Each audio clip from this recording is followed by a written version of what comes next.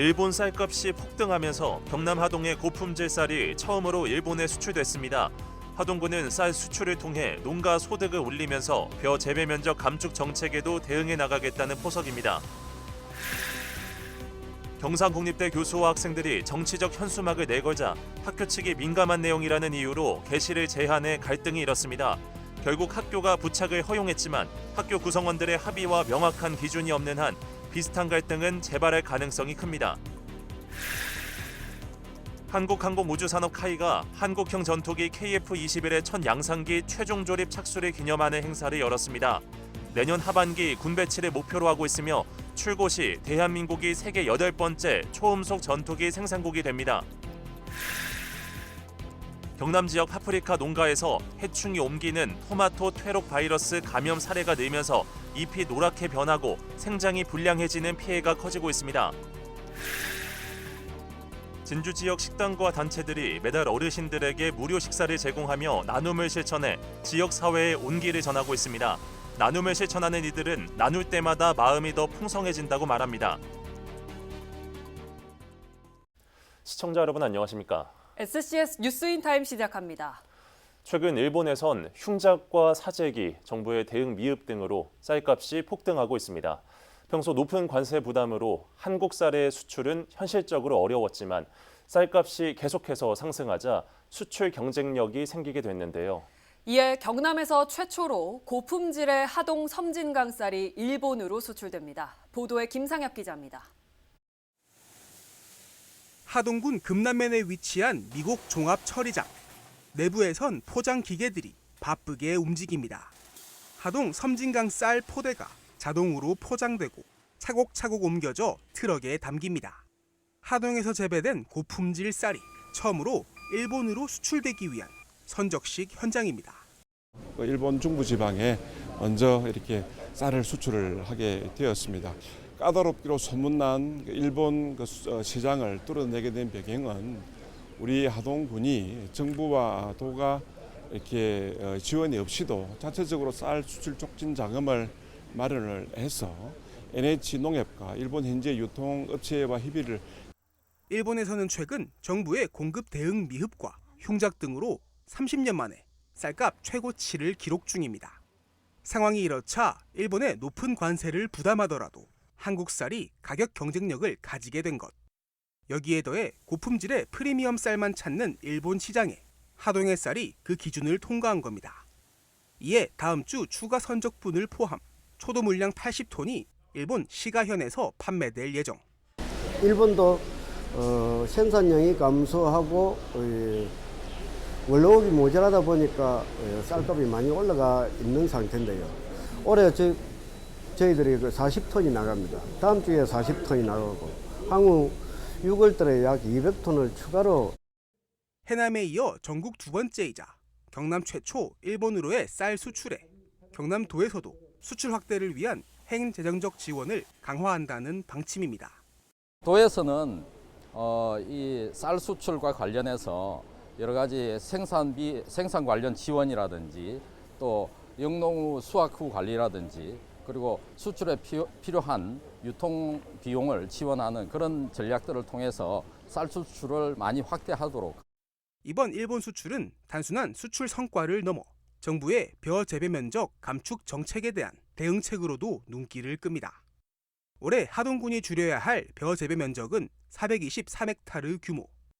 재배된 쌀을 수출하면 감축 실적으로 인정받을 수 있는데 올해 하동군의 목표인 쌀 수출 700톤을 달성하면 288헥타르 정도만 감축해도 되는 겁니다.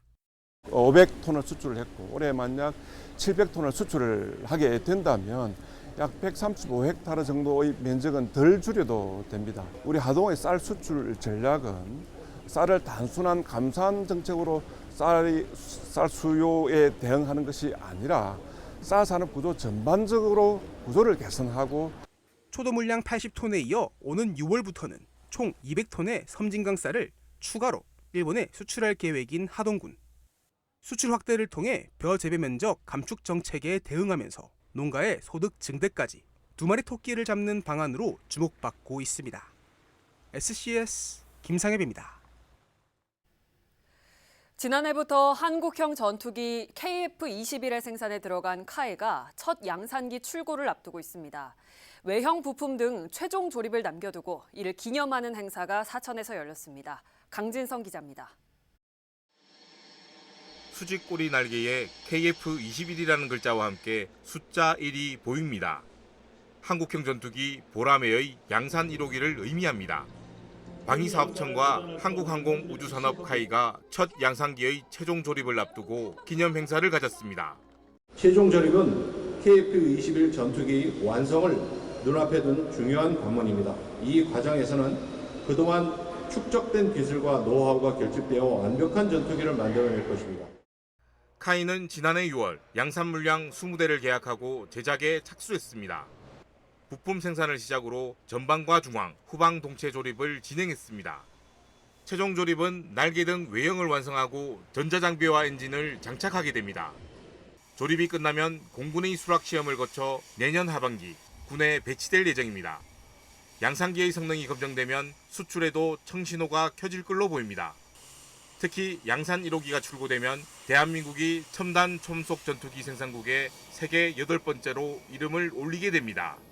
항공기 설계와 제작 경험이 거의 없던 대한민국이 이제는 세계적인 수준의 전투기를 자력으로 개발하고 양산하는 이 놀라운 변화는 KF-21은 현재 6대의 시제기가 비행시험을 진행하고 있습니다.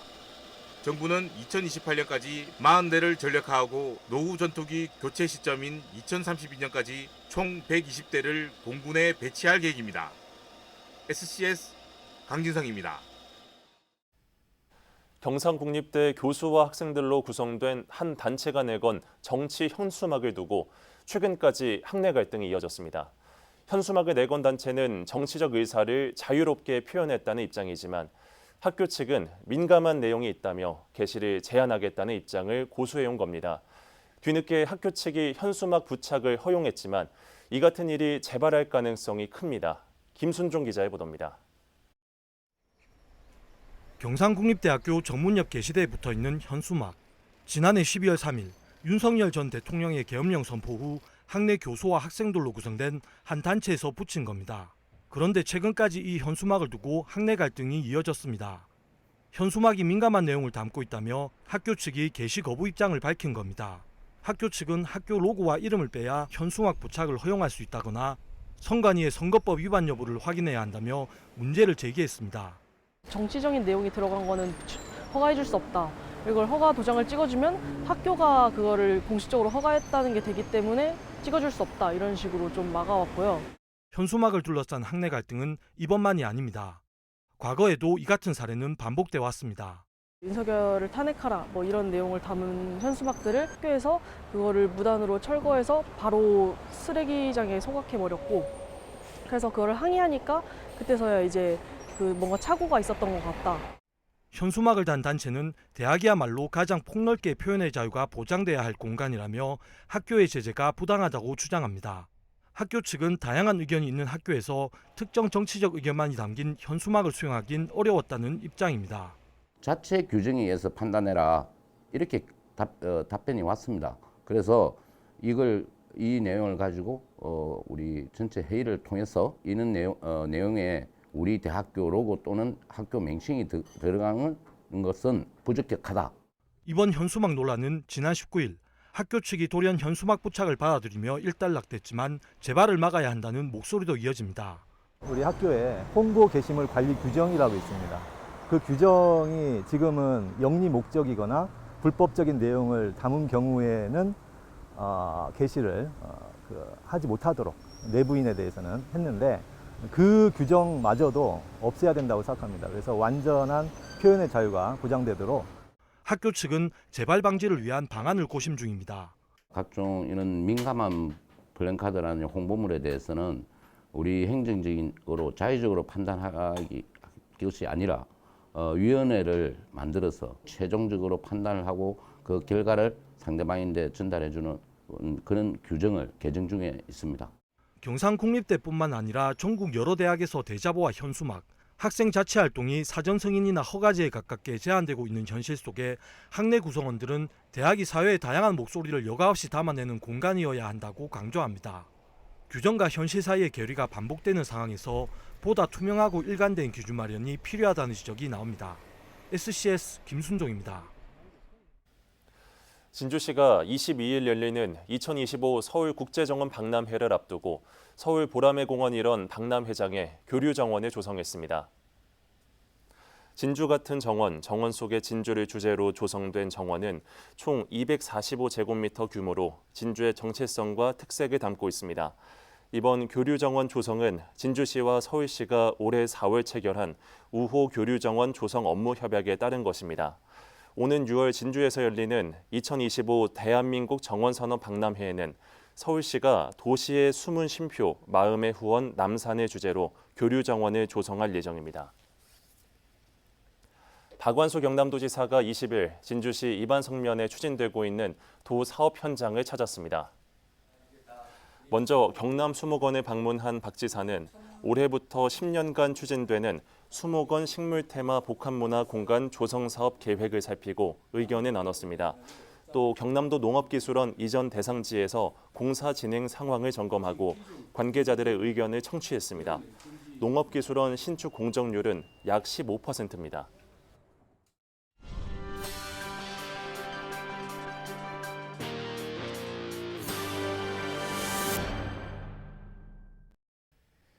경남 파프리카 농가들의 걱정이 이만저만이 아닙니다. 해충으로 인한 바이러스 감염 사례가 늘고 있기 때문인데요. 철저한 사전 방제가 이번 바이러스 감염 예방의 핵심입니다. 남경민 기자입니다. 전국 파프리카 생산량의 30% 이상을 차지하는 경남. 파프리카는 경남 신선 농산물 수출액의 약 3분의 1을 책임지는 지역 효자 작물 중 하나입니다. 그런데 최근 일부 농가에서 전염 바이러스가 확인되고 있어 우려가 커지고 있습니다. 이는 토마토 퇴록 바이러스로 약 2년 전 나타나기 시작해 최근엔 파프리카 감염 주요 바이러스로 떠올랐습니다. 온실 가루이와 담배 가루이 같은 해충을 통해 전염되며 대표적인 증상으론 엽록소가 파괴되거나 제대로 만들어지지 못해 잎이 노랗게 변하고 쪼그라드는데 심한 경우 괴사하기도 합니다. 감염 증상이 생리장애와 유사해 조기 발견이 쉽지 않은데 파프리카의 상품성과 생산량을 떨어뜨릴 수 있는 만큼 농가의 주의가 당부됩니다. 특히 파프리카 외에도 토마토나 고추 등 다양한 작물 감염을 일으킬 수 있어 바이러스 감염 시 피해 규모가 커질 수 있습니다. 하지만 증상이 있더라도 육안으로 바이러스 감염 여부를 파악하기 쉽지 않은 데다 바이러스 감염 이후엔 뾰족한 해결법이 없는 만큼 전문가들은 예방이 가장 중요하다고 조언했습니다. 일단 매개충이 유입되는 걸 방지하는 게 가장 크게 중요할 것 같습니다. 유입되고 난 다음에는 끈끈이 트랩이라든지 그다음에 또 농약 살포로 의해서 매개충을 방지하는 데 최우선을 둬야 될 것 같습니다. 파프리카 농가의 걱정거리로 떠오른 토마토 퇴록 바이러스. 무엇보다 철저한 해충 방제와 꼼꼼한 작물 관리가 중요해 보입니다. SCS 남경민입니다. 진주시가 금산면 농촌중심지 활성화 사업을 위한 기본계획 수립 착수 보고회를 열었습니다. 농림축산식품부 공모사업 선정에 따라 추진되는 이번 사업에는 2028년까지 172억 원이 투입됩니다.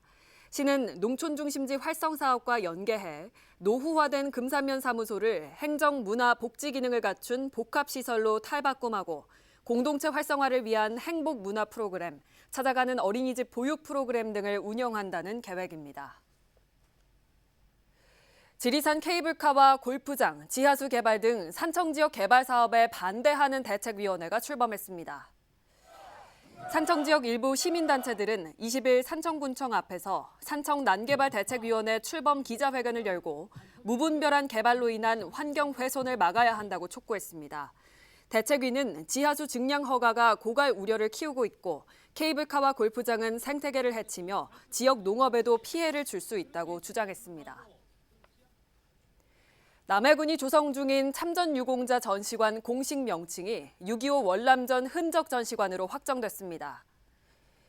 군은 지난 3월부터 전국을 대상으로 명칭 공모를 진행해 지난달 명칭 선정위원회를 구성한 후 여러 제안을 검토했습니다. 한편 전시관은 남해읍 유배문학관 옆 부지에 지상 1층, 연면적 498제곱미터 규모로 오는 11월 준공을 앞두고 있습니다. 하나를 둘 이상으로 가른다는 의미의 나눔. 이는 결코 혼자서 이루는 것이 아니라 우리가 돼야 완성되는 덕목일 텐데요. 지역에서 오랜 기간 이 나눔을 실천해온 이들이 있어 우리의 마음을 따뜻하게 하고 있습니다. 비울수록 풍성하게 채워지는 나눔의 현장을 김동엽 기자가 전합니다. 가게 앞으로 줄지어 사람들이 모여듭니다. 천막 안엔 어르신들이 빼곡히 앉아 순서를 기다립니다. 흡사 맛집 점심시간 풍경을 연상케 하는 이곳은 진주시 상대동의 한 식당. 어르신들을 위한 추어탕 무료급식이 진행되는 나눔 현장입니다. 처음엔 식당 인근 어르신들만이 찾았지만 이젠 진주 전 지역에서 3355 찾아오며 매달 200명이 넘는 어르신에게 식사를 대접하고 있습니다. 매월 넷째 주 일요일, 이곳은 서로의 안부를 살피는 작은 사랑방이 됩니다. 나이 많은 어르신들에게 봉사한다는 것은 좀 어려운 일이거든요. 그래서 너무 감사하고 또 우리가 본받을 점도 있고 앞으로 사회에 있는 분들을 내세워가지고 오라고 또 전화도 줍니다. 각 경로당에 오시라고 또 통보도 해주고요. 남한 사람 건강 보충을 잘 해주고 있습니다. 너무너무 감사하지요. 10년 동안 지금껏 어르신에게 추어탕과 다과를 대접해온 김영자 대표는 더 많이 내어주지 못해 늘 미안한 마음뿐이라며 주변의 칭찬을 손살에 칩니다.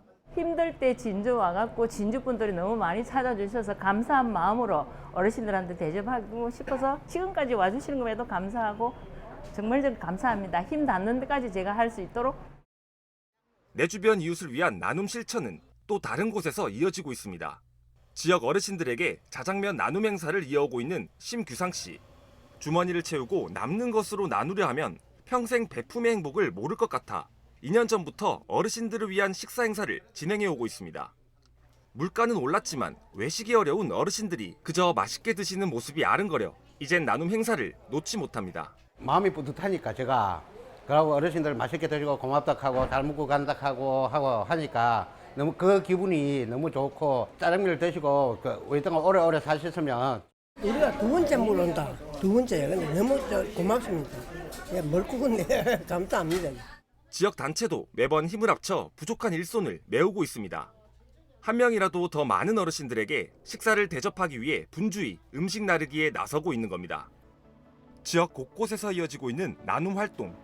주고 나누지만 오히려 마음은 채워져 풍성해진다고 입을 모으는 주변의 선행이 지역사회를 따뜻하게 만들고 있습니다. 모르겠다. 내가 눈물이 나간다. 이게 어머니들이 건강하게 제가 할 수 있는 한은 할 거니까 잘해드리지는 못하지만은 열심히 한번 노력하면서 해보겠습니다. SCS 김동엽입니다.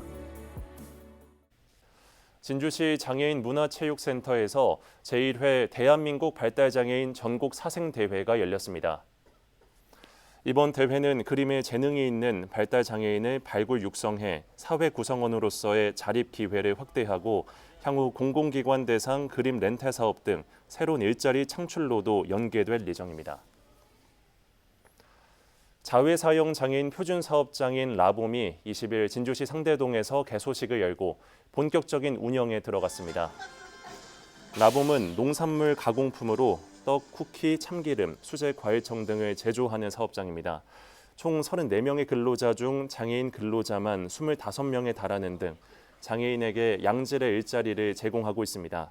이날 개소식엔 조교일 진주시장, 백승흥 진주시의회 의장 등이 참여했습니다. 국립농산물품질관리원으로부터 차 교육훈련기관으로 공식 지정을 받은 하동 차앤바이오 진흥원이 하동 차 전문가 육성 과정을 개설합니다.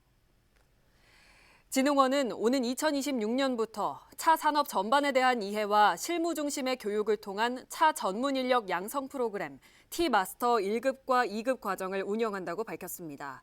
정부 공식 인증 차 교육훈련 기관 평가의 합격자는 지역 내뿐만 아니라 서울과 뉴욕 등 향후 개설 예정인 국내외 차 문화원 파견에도 활용될 예정입니다.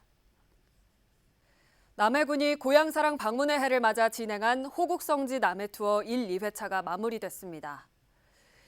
이순신 테마로 기획된 이번 프로그램은 창선왕후 박나무와 죽방염 홍보관, 이순신 바다공원, 남해 충렬사 등 남해 대표 문화유산을 둘러보는 투어로 구성됐습니다. 군은 주민과 관광객이 함께하는 역사 문화 체험 프로그램을 지속적으로 추진할 방침입니다. 한편 호국성지 남해 투어는 오는 24일과 25일 고려대장경 테마로 3, 4회차가 이어집니다.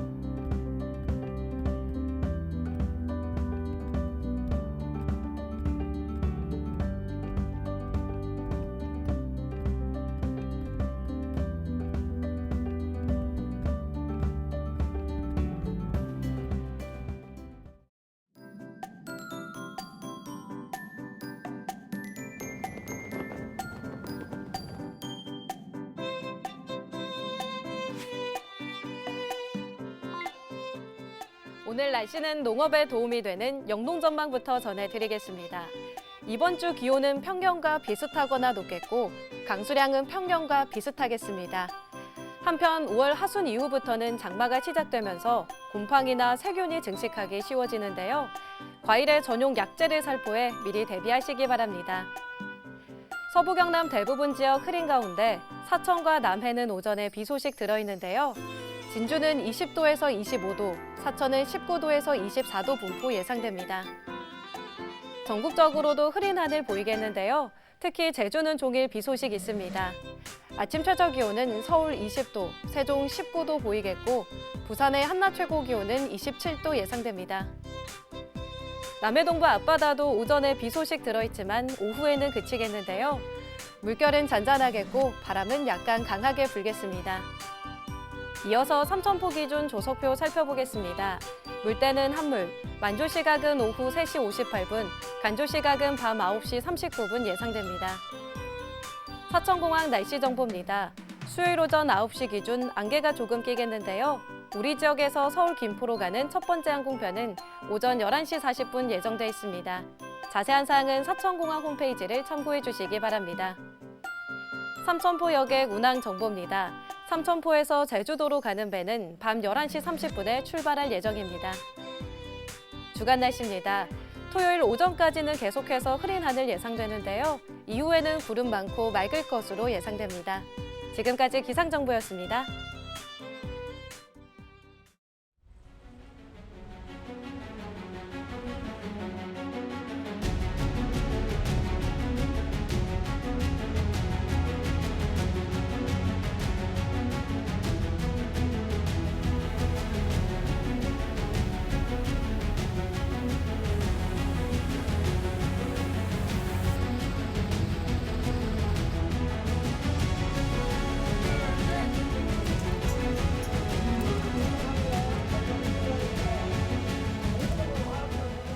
이 훈련은 지진 등 복합 재난 훈련을 대비하여 신속하게 대응하기 위해 가지고 지금 이 훈련을 하게 되었고, 여기 지금 발전 시설 그리고 위험물인 오개탱크 저장소 그리고 암모니아 가스 이렇게 가상해서 훈련을 실시하고 있습니다.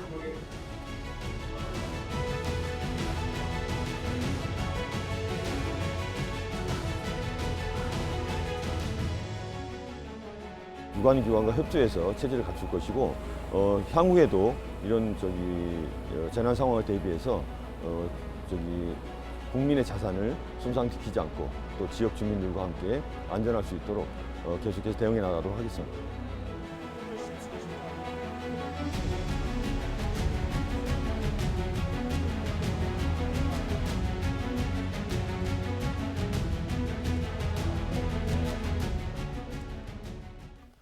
저희가 준비한 소식은 여기까지입니다. 시청해주신 여러분 고맙습니다.